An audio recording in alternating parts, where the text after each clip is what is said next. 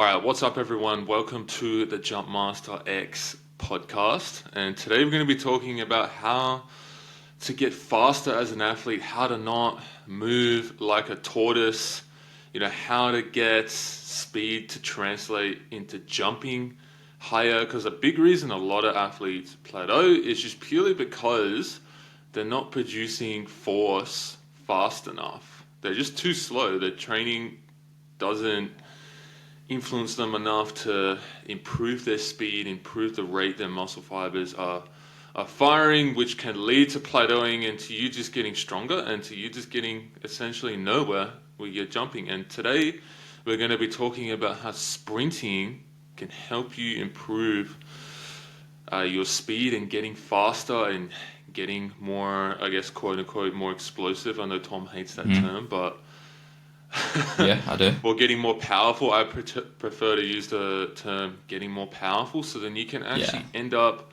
jumping higher and actually end up adding inches to your vertical quite consistently, right? And Mm-hmm. sprinting is one of the best ways to get faster, if not the best way to get faster. I think we both agree on this. There's other ways to get faster, but today we're just going to be covering sprinting. Right. So the main thing sprinting help with is number one, rate of force development. Uh-huh. Uh, or RFD. This is a big key. Like sprinting forces you to use strength at higher speeds, just like jumping, especially if you're utilizing more acceleration work in your sprinting. It's quite similar to 2 foot jumping and 1 foot power jumping as well. There's if you guys didn't know, there's two types of Yeah. 1 foot jumping. There's speed jumping, power jumping. Power jumping is a little bit slower in terms of the ground contact time. So that's where sprinting can help a lot with that. Also, fast twitch fiber activation. So sprinting trains your fast twitch fibers and improves those Mm. and can develop those and increase the percentage of which and shift your fiber type over time as well, so and get you more powerful, get you generating speed far more effectively. And also, because the ground contact times are so short for sprinting, it can help reduce your ground contact time and over time, in terms of your jumping, in terms of your 2 foot, in terms of your 1 foot, which will help you jump higher and get off the ground a little bit easier and stop you feeling like you're getting stuck in the mud so much, which makes it easier to hit dunks because you got more time to play with because you're not just getting off the ground so slowly. So sprinting really is Yeah. a cheat code. What are your thoughts on that, Tom? Yeah, I will say though, I know we harp on about like how important max strength is. And especially me, like I swear in every like second post of mine, I'm always saying like, if you're not getting stronger, you're not jumping higher. But there are definitely like a large percentage of people where, yes, obviously you still want to drive your strength, but like just getting stronger is not going to help. Someone like, myself or Jeff, who we're going to talk about soon, who is a I guess, semi-professional sprinter, a very high-level sprinter who Austin trained. In that situation, someone who's already like a little bit naturally fast and elastic, yes, strength is going to help a lot. But in the case of a lot of people, and we've actually got a lot of guys with us, especially older guys, like dudes, 30 onwards, where they, start seeing a little bit of a drop off on their speed because maybe they haven't been training or whatever. And just getting stronger is just not going to cut it for these guys because they're already getting off the ground slow. Um, so it's just not going to help them as much as getting more elastic and sprinting will. So yeah, I think it's a very important thing to talk about because everyone's different, obviously, and I think you kind of fall under this a little bit more than I do, right? Yeah, because we're both very Yeah, very different in terms of what we need to emphasize in our training and focus on. yeah, But yeah, weight training builds strength, obviously. But if you don't train to get faster and you don't train speed, it's not going mm, to translate as well. You look at people that just lift, you look at powerlifters, you look at people that aren't training to get faster effectively. They don't jump high, and it's just because they're producing force too slowly. It's not fast enough to actually translate. So this is where it's important to ensure you're training to get faster. Like the next thing is plyometrics are also a good way to get faster too. But mm, sprinting is, in my opinion, and I know Tom agrees, is like it's more potent, and it's very intense, and it works because it's so potent. Like it's just one of those things that just nothing else is like it. No plyometric can emulate the ground contact times you experience through sprinting with how fast they are, the forces, everything about it. You Mm. know, sprinting forces the nervous system to fire so rapidly, and yeah, there's just nothing like it, and that's just why it works so well and it's so effective, and why it helps you jump higher. Um, Yeah. so yeah, so like as Tom touched on before, I used to train a sprinter, like he's semi pro now, and worked with him and got him a lot faster, got him a lot more powerful, improved his speed, and occasionally he would come down to dunk with us, like probably once a month or so, Mhm. and like he was a very casual jumper. He just kind of dunked on the side. It was his side hobby. It wasn't really something he focused on, but he was by far one of the most athletic guys there, just because of how he trained and all the sprinting he's done in the past. Like his bounce just looks so effortless. Like I don't know if you guys ever played Halo. Like I was a big Halo guy growing up. If you guys can imagine a Halo Spartan, how they jump. Like when I saw him jump, he looked like that. He would just run up. His approach speed wasn't that fast, and his like Yeah, the that's amount what of was speed he brought it interesting. to his jump wasn't that fast. That's just because he didn't practice jumping, so the technique wasn't there. Yeah. But he just would look like he would just casually run into it, plant, and then just float up. Like it just looks so effortless. Like, what are your thoughts on him, Tom, when you saw him jump? He surprised me. Like first of all, he's a 2 foot jumper. I didn't expect that. I thought because he was a sprinter and he was super elastic that he would gravitate towards 1 foot, or maybe he played like Aussie rules football growing up, something like that. So I just assumed he was going to be 1 foot. But seeing him 2 foot was really cool. Because obviously I'm a 2 foot jumper. You're a 2 foot jumper now, so there's a little bit of a bias there. So that was really cool. And you know, thinking about the best 2 foot jumpers who are like super elastic dominant, like you said, they bring in a lot of speed, but Jeff didn't necessarily do that. Whether or not he actually would have gained more from adding more speed, I probably would err on the side that yes, he would. Probably would have jumped higher, but yeah, he was very crazy, very crazy. I believe he was a left-right dunker, right? From memory. Yeah, like the reason he jumped like that, it Yeah. wasn't because he lacked the physical qualities to No, jump no, like a yeah. faster approach speed. It was just purely a technique and skill thing. Mm. For him, it wasn't so much. Oh, he wasn't. He didn't have enough eccentric strength. He wasn't elastic enough. It wasn't. There's nothing to do with those things. It's just purely a technique thing because he didn't practice jumping enough. But even when he did go and jump, he still jumped 40 plus inches like easily. You know. And he was pretty strong, eh? Like decently strong. Yeah, dude, he could Mm. far out. His relative strength was crazy high. He could squat like 2 times his body weight easily. Oh, okay, cool. So he was very powerful. His accelerations were very good. Mm. Um, yeah, like the main thing he lacked was actually his maximum velocity. So when he got towards the end of his sprint, that's where he lacked a little bit. But anyways, like another Interesting. person that comes Yeah. to mind that actually jumps high. Have you guys, well, Tom, like you might have seen this, but I'm not sure if everyone that's listening has seen this. But have you ever seen Noah Lyles do the little Yeah. kind of like pogo, Mm. like squat jump before he starts his 100 meter? How Yeah, high like a he tuck gets? jump. Yeah. Yeah, the tuck jump. Yeah, Yeah. that's another example of like how sprinting, like it gets you so elastic and it can get you just jumping and floating up so effortlessly. Like someone like that, like I would bet he could dunk, no problem, no issue at all. Even if he lacks skill, he lacks the coordination. He could probably just run uphill awkwardly and just float up like Jeff could and just dunk it. Mm. I would bet Yeah, money but I'll on be that. surprised. I mean, he's not super tall. He's like 5'10" to 6 foot, like kind of within that range. But he would definitely have more than enough for him to dunk. And it goes to show you, like, even as a side quest, not that dunking's a side quest for Noah Lyles or anything, but these guys are just so athletic overall. and it all stems from that, sprinting and track background. And it's just something that it kind of just goes to show like how important it is to get that kind of stuff in. It's not all about strength, The and only that's yeah, yeah, yeah, the main difference between training like that and training to dunk is just the fact that dunk training has dunking in it. So yeah. you're But developing the also, skill, yeah, you I'd get more say proficient at the skill.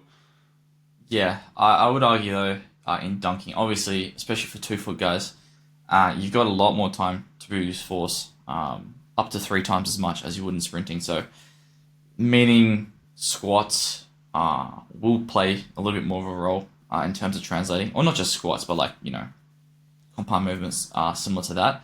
They will carry over a little bit more than they will to sprinting, and squats more so because obviously the pattern of squatting and jumping has some level of similarity between them. Whereas like squatting and sprinting look completely different, and the time to produce force is completely different. So it'll have some transfer, obviously, because it's like a pretty general thing for sprinting. But you know, I don't know. Oh, actually, no, Noah Lyles is pretty strong as well. Like he's got a pretty decent half squat. Yeah, Now that I'm thinking but about it, but like that's not why he sprints faster. It's not the only reason. the training is very similar. It's just because, like you said, you have a longer ground contact time, strength. There's more of an emphasis on strength training and getting stronger, especially with 2 foot Yeah. jumping and even 1 foot power jumping. They just you need to spend more Mm. time developing that. But like, anyways, why could Jeff jump like that?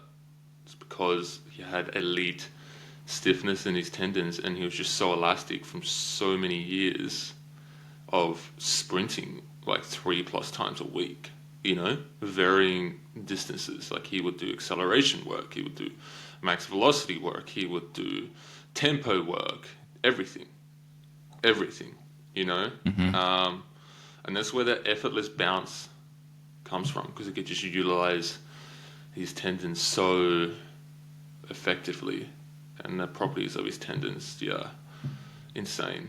Um, Okay, so what have been your experiences with sprinting, Tom? Like, what has Hmm. happened when you've sprinted a lot in the past? What's happened when you haven't sprinted a lot?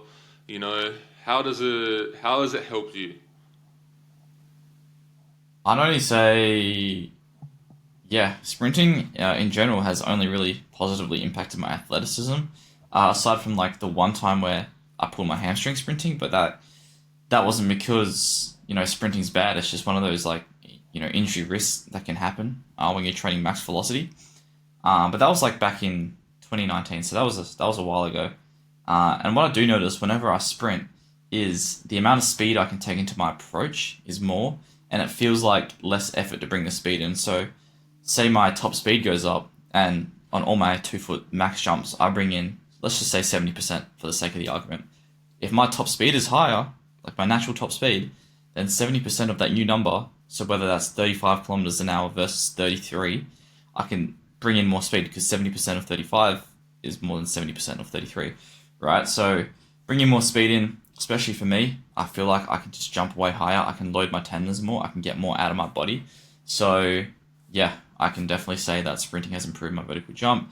And I know we're going to touch on this a little bit later, but the way it wires your brain, because it's just such an explosive activity, it completely wires you up. And I just find that to be honest, even my weightlifting, whether that's cleans or squats or deadlifts, it actually feels better when I'm sprinting. I just feel very wired, and that's like really the only sensation that I can really describe it as. It's just you feel wired, you feel good, you feel connected to your body, and you don't feel like stiff or slow. You feel very explosive. That's what I'll say about it though.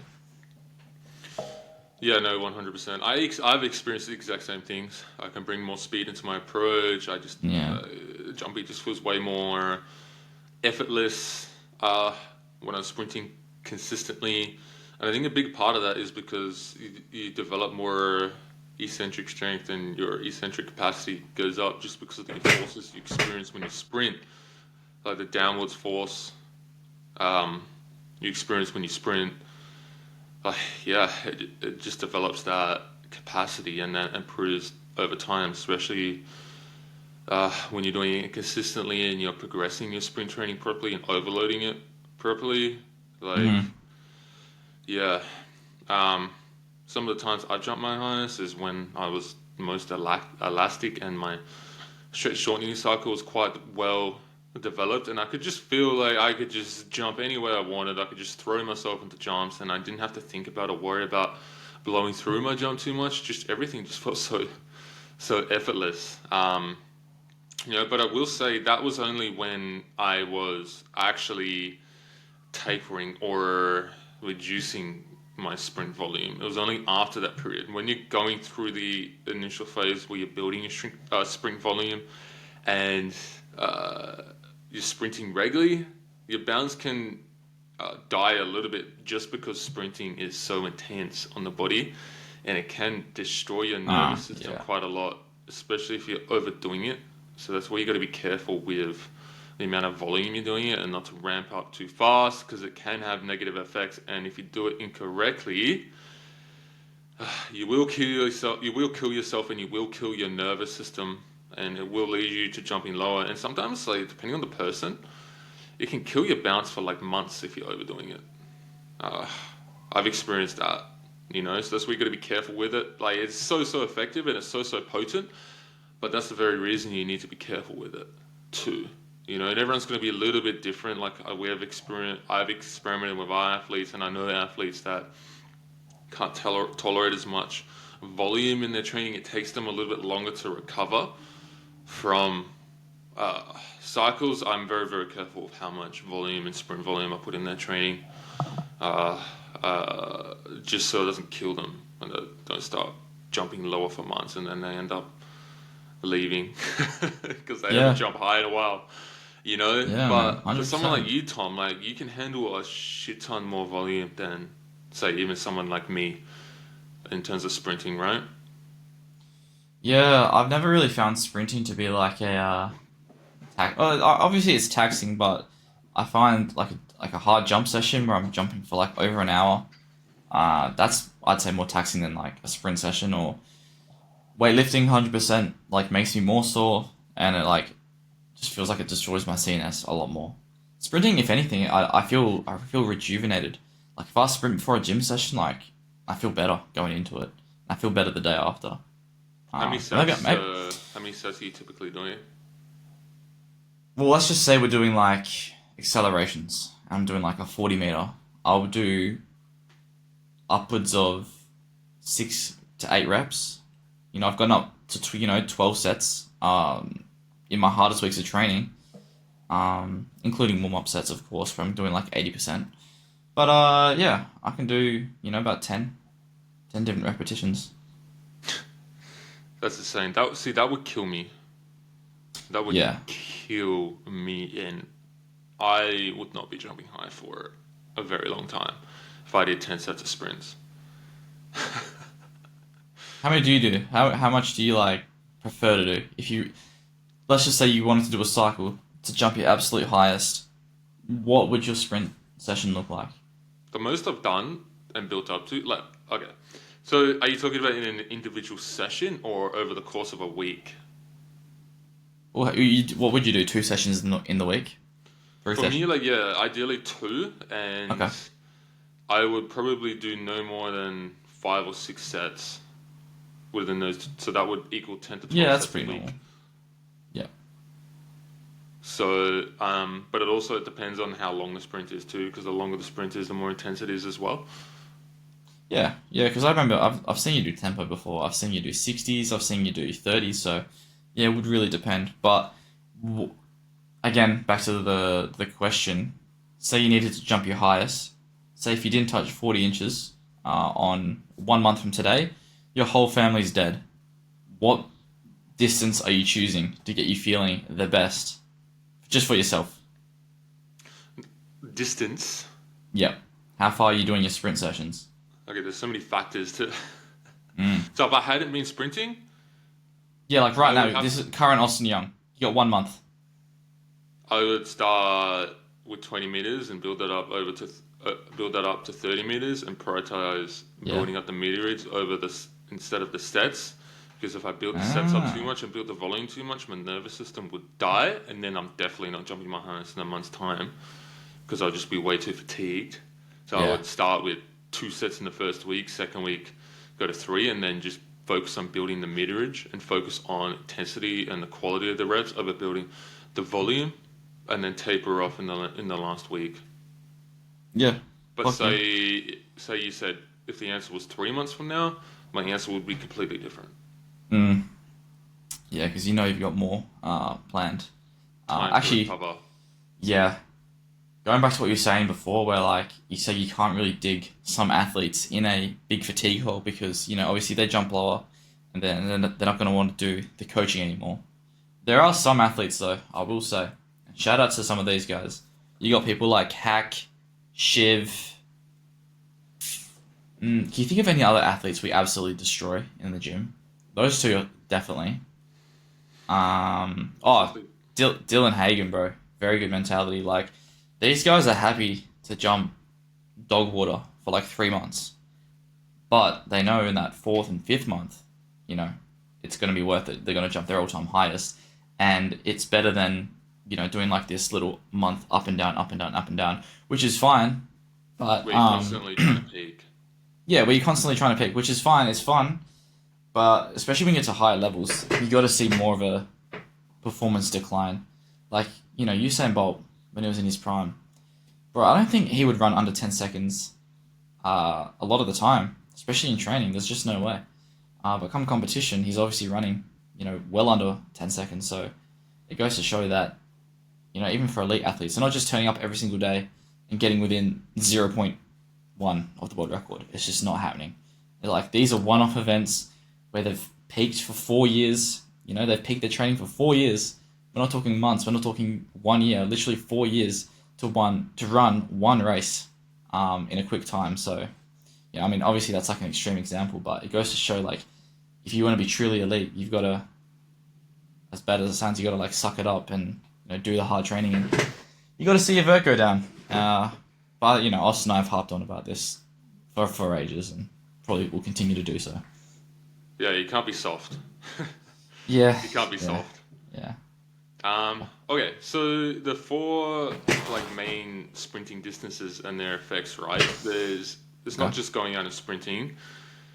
Different distances have slightly different effects on your body, right? So 0 to 10 meters, it's more pure acceleration work. Mm-hmm.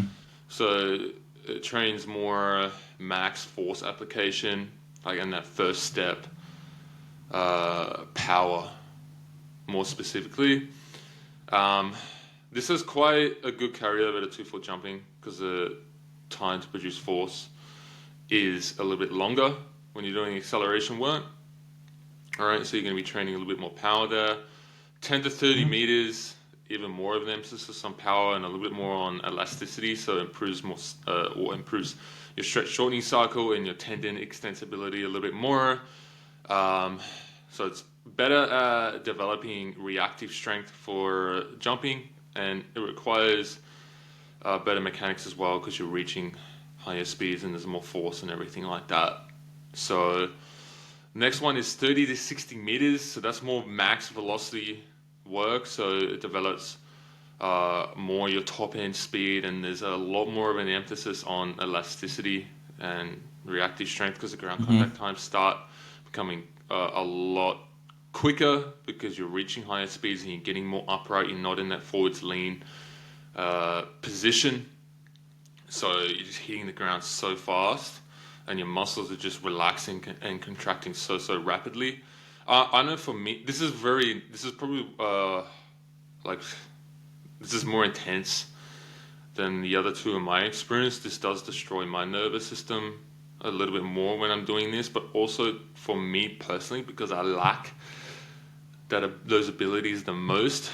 It's also like one of the most effective things and gets me jumping like crazy when I'm doing it right and not overdoing the volumes. Like some of my best jumps have come after executing max velocity sprinting consistently.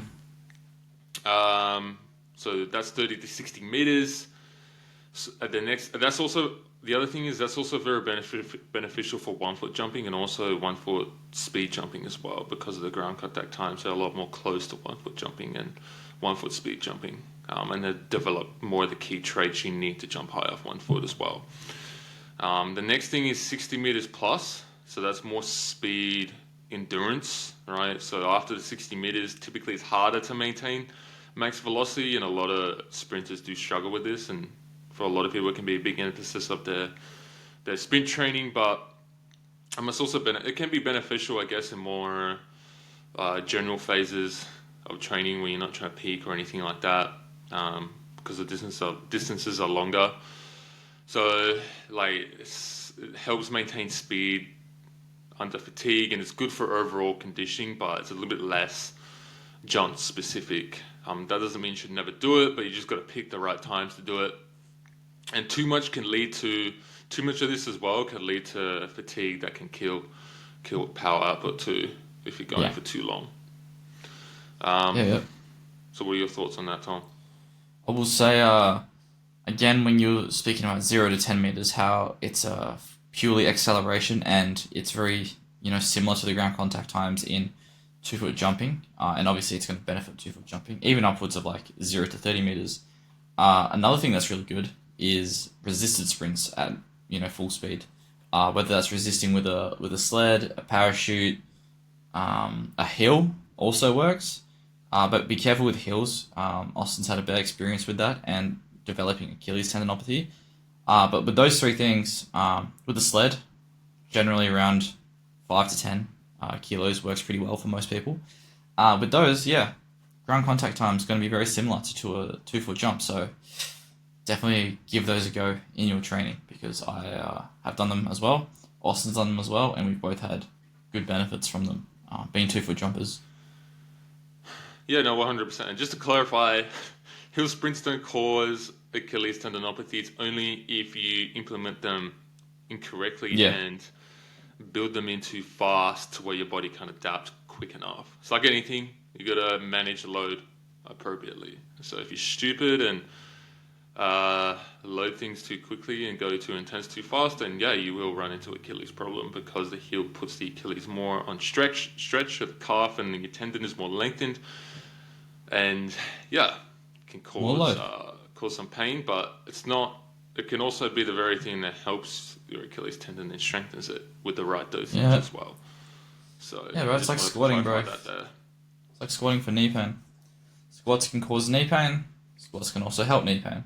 It really just depends on how you use them and the dosage that you use. 100%. So how to implement sprinting without overdoing it? So we touched on this a little bit before. So for me, like twice a week is a sweet spot for a lot of people. I've even done 3 times a week, and you want to focus on quality over quantity. So we're not trying to get puffed out here. We're not trying to murder ourselves with the sprint sessions, right? Like, they're going to feel hard, but you shouldn't feel like you're doing conditioning, and they shouldn't be absolutely torching your legs afterwards, right? So you want to focus on speed, intensity, and quality repetitions over anything else. So I would say anywhere from like 1 to 3 times a week, I would say. And it just really depends on your current position, your program, and everything like that. Like, how many times a week would you say, Tom? And how many times have you sprinted? Yeah, I think 1 to 3 is a good sweet spot. Definitely if you've never like really sprinted in the last couple of years, and maybe you're like getting back into athletics training or jump training, then definitely start with 1. We don't need heroes. We don't need, to overdo it. And then, like before, you might get Achilles tendinopathy because you've gone and done 5 sprint sessions in your first week of training, and then your body's gone, oh, what? Okay, this is obviously way more than we're used to. So don't go do that. And most of this stuff we're talking about in a jumping context. So if you're a sprinter, you are going to probably need to sprint more than 2 times a week, probably even more than 3 times a week. So this is in the context of a jumper where you're having consistent jump sessions, weightlifting sessions. So you obviously got to work the sprint sessions around all this stuff. Whether that you put it on the same day as your jump session, like before or after, it can obviously depend. Or some people like putting it before their weightlifting session because it's a good warm up. It really depends on the person and also their situation. Whether it's a time situation or an injury situation. There's a lot of things to consider. But for me personally, I like to do my sprints before training, as in my weightlifting training. But if I'm doing them in the context of a jump session, I like to do them after the jump session because I'd rather have the quality on the jump session itself. But there have been times where I've sprinted before. I will say that. No, 100%. You got to remember you're not trying to become a sprinter, you're just using sprinting as a tool to Yeah. jump higher. Same with weightlifting. Exactly. Same with strength training. Mm. Mm. Um, but yeah, so if you're new to it, you definitely want to start with shorter distances because they're less intense. So 10 Yeah. to 30 meters, and then over time, depending on what you want to focus on, depending on what you need to focus on, you build them up over time. Some people don't even need to do that. It just really depends on the individual and the athlete, right? But very generally, a very general recommendation is 10 to 30 meters, focusing more on acceleration. And that's going to be more the sweet spot for 2 foot jumping and 1 foot power jumping. If you're a speed jumper, building up longer distances can be beneficial to do so over time. Yeah. All right, Tom already touched on when you should do them. That can vary a lot too. It really depends on you and when you feel best. For me, I have, and athletes were trained as well. I played around with this too. Sometimes it's been before a session, like in a cold environment, it can be a really good way to warm up more quickly, right? But if it's a hot environment, it might have the opposite effect. So that's a factor. Absolutely. Yeah. That's good. Yeah. Also, the volume of the sprinting too has an effect, whether you do it before or after dunks, or you do it the next day, or whenever. It can vary a lot depending on a lot of variables. So that's something you just Yeah. got to play around with. I got a good example for people that might be confused. All right, so obviously before I said, there's been sprint sessions where I've done like 12 sets of 40 meters. All right, I'm not gonna do that before a dunk session. 12 sets of 40 meters, absolutely not. That is a after a dunk session, or like that's just it'd be so silly to do that before. But let's just say I have like 2 sets of 60 meters. Building up a little bit more max velocity stuff. That's definitely one you could do before a dunk session, especially on like maybe even a cold day, which we're going into here in Australia. It's getting a little bit colder. It's going to be a little bit harder to warm up. And then you can do the sprints first of all, so you get those out of the way, so you're saving time there. Plus you're getting a warm up at the same time, so it's like a little bit of a 2 for 1, which is good. It's cool. Yeah, my bros in Europe and the US, the cold one, doing the sprinting when it's cold. That's for you. Mm. Yeah, but Okay. it can get real cold. Yeah. No, 100%. Starts literally snowing, bro. Yeah, it's cool. Meanwhile, we're like trying to sprint in like 40 degree Literally, heat. literally. Yeah, It's like 105 Fahrenheit for the American listeners. it does get cold. It does get cold here as well. To be fair. Yeah. But not snowing cold. I've never touched snow. I've never been close to snow, personally. I know you have, but Yeah. here in Perth, man, if it snows, It's something's up. different. It's different trying to dunk outside when it's 10 degrees. Yeah. Yeah, bro. That sounds cooked. Okay, so if you're stuck and like you're vertical stuck, like sprinting can actually be a cheat code to getting faster and improving your power output and getting your strength to translate better to your jumps, right? So if you're not sprinting currently, this is definitely something you need to implement into your training and do it consistently and do it for a long time. If you need help doing this correctly, we have a link down below where you can get coached by Tom, myself, and Jordan Kilgannon. So if you want to do this properly and ensure you're doing this properly in a way where you're not going to get injured and it's not going to cook your nervous system and it's going to actually mean you're going to be jumping higher, you can hit the link down below and you can apply for our coaching, right? But yeah, to summarize, sprinting could be a cheat code, and if you're not doing it, go do it and watch your bounce skyrocket, man. 100%. 100%. Go try, guys. We'll catch you in the next podcast.